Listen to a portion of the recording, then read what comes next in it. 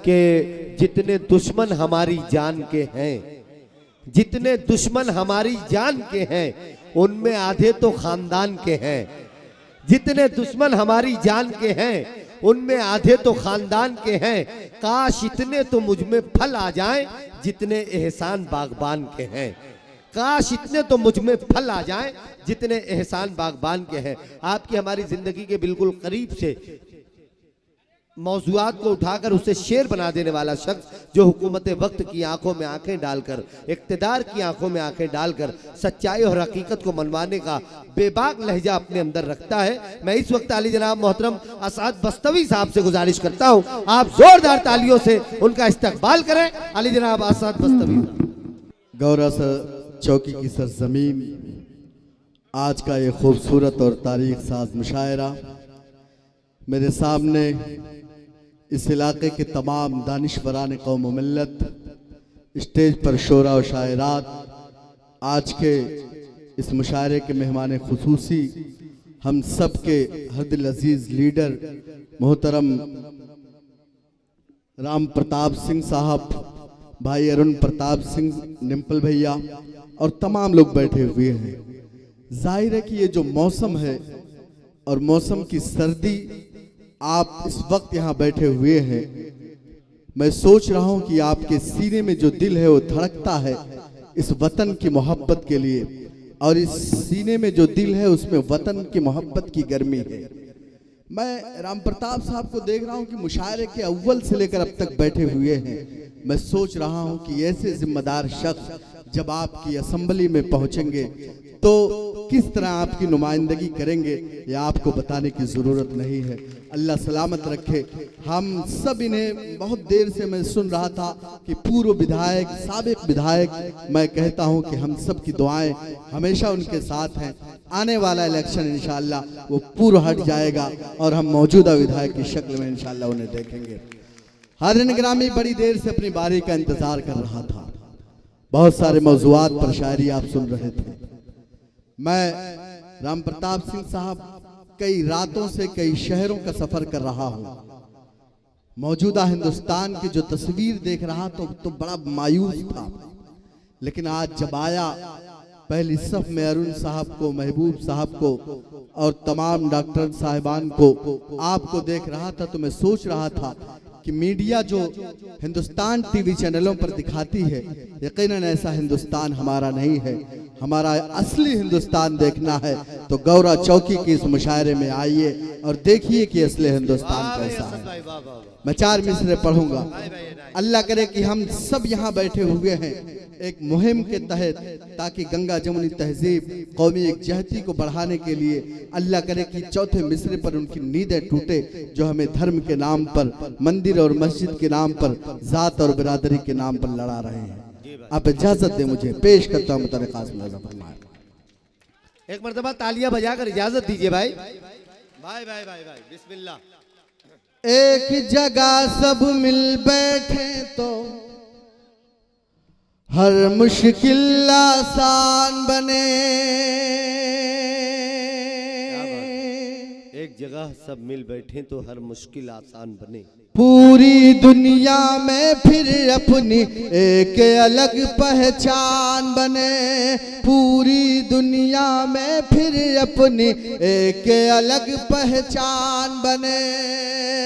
अब अगला मिसरा सिर्फ असद बस्तवी का जज्बा ना हो, बल्कि इस मुल्क में बसने वाले तमाम हिंदू और मुसलमानों का जज्बा पेश करता हूँ मुताबिक खास।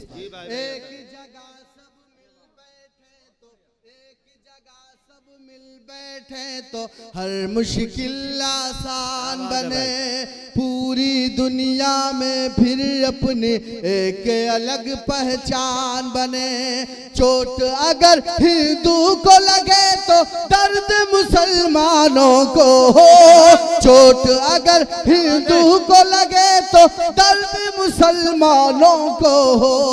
हम लोगों की ख्वाहिश है कि ऐसा हिंदुस्तान बने। हम लोगों की हिंदुस्तान बने। हम लोगों की ख्वाहिश है कि ऐसा हिंदुस्तान बने। वाह वाह। हम लोगों की ख्वाहिश है कि ऐसा हिंदुस्तान बने। ऐसा हिंदुस्तान क्यों बने? डिंपल भैया, हमारे नबी ने कहा कि जिस वतन में रहो उसके सरहदों की हिफाजत करो। मेरे नबी ने कहा कि वतन से मोहब्बत तुम्हारे ईमान का हिस्सा है। इस वतन से हमारे नबी को ठंडी हवाएं जाती है, इसलिए ऐसा हिंदुस्तान बने। मैं 4 मिसरे और पढ़ना चाहता हूँ। अल्लाह करे कि चौथा मिसरा आपके दिलों पर दस्तक दे। मुशारा मीडिया के जरिए पूरा हिंदुस्तान देखे कि गौरा चौकी, वहाँ के नौजवान, वहाँ के बुजुर्ग, वहाँ के बच्चों का जज्बा क्या है। पेश करता हूँ अमन मोहब्बत जिससे फैले, करना है बस काम यही। अमन मोहब्बत जिससे फैले, देश के कोने कोने तक पहुंचा दो बस पैगाम यही। अमन मोहब्बत जिससे फैले, करना है बस काम यही। देश के कोने कोने तक पहुंचा दो बस पैगाम यही। जान से ज्यादा इस मिट्टी की हमको हिफाजत करनी है। जान से ज्यादा इस मिट्टी की हमको हिफाजत करनी है। अपने वतन से इश्क करो तुम, कहता है इस्लाम यही। अपने वतन से बहुत अच्छे भाई असद भाई। वाह वाह वाह। बहुत शुक्रिया भाईजान, सलामत रखे आप। अमन मोहब्बत जिससे फैले, करना है बस काम यही।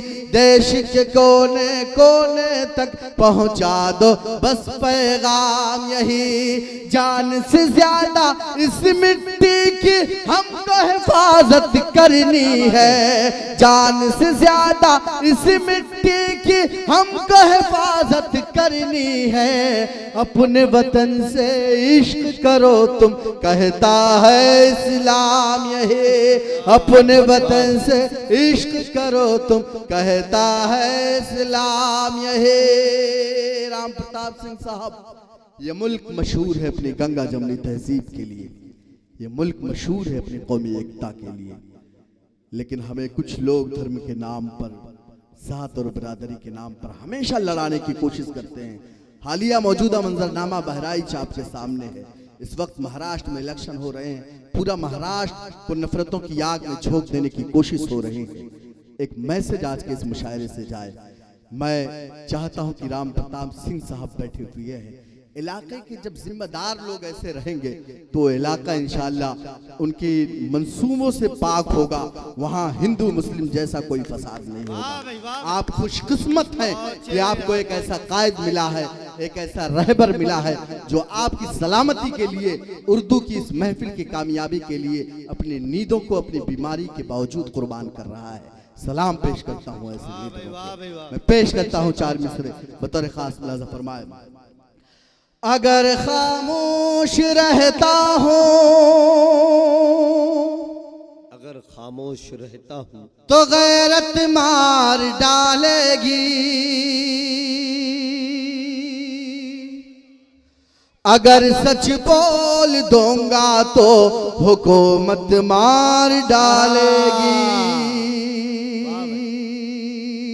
अगर खामोश रहता हो, अगर खामोश रहता हो तो गैरत मार डालेगी। अगर सच बोल दूंगा तो हुकूमत मार डालेगी।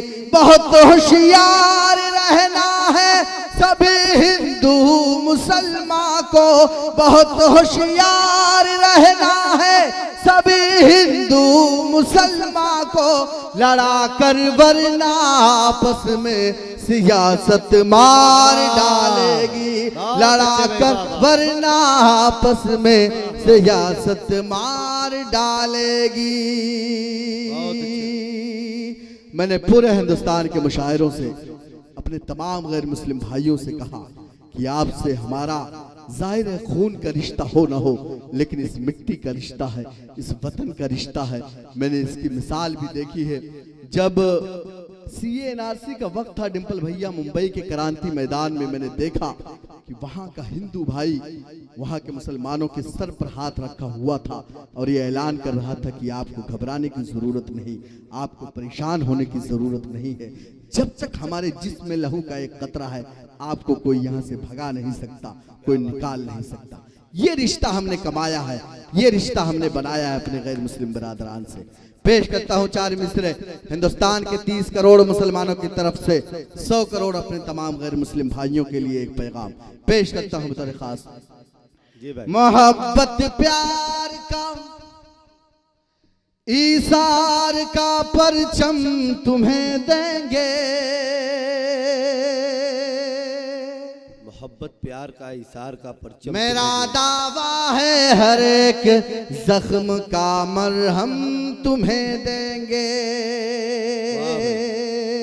मोहब्बत प्यार का ईसार का परचम तुम्हें देंगे, मेरा दावा है हर एक जख्म का मरहम तुम्हें देंगे। अलग मजहब है लेकिन फिर भी हम सब भाई भाई हैं, अलग मजहब है लेकिन फिर भी हम सब भाई भाई हैं। हमें तुम गंगा जल दो और हम जमजम तुम्हें देंगे, हमें तुम गंगा जल दो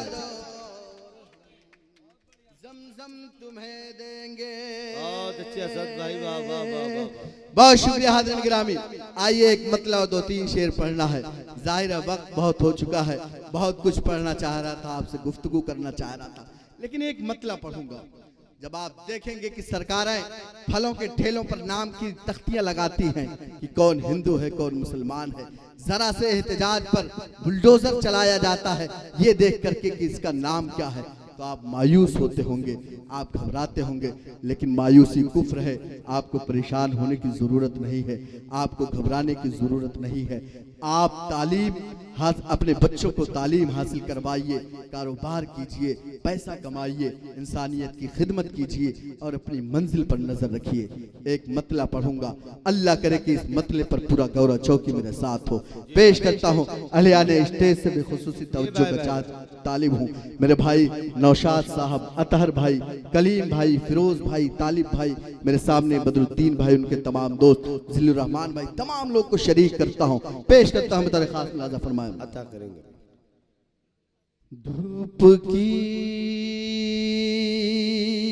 शिद्दतों से न घबराइए, धूप की शिद्दतों से न घबराइए, ये यकीन है कि साया निकल आएगा। धूप की शिद्दतों से न घबराइए, ये यकीन है कि साया निकल आएगा। धूप की शिद्दतों से न घबराइए,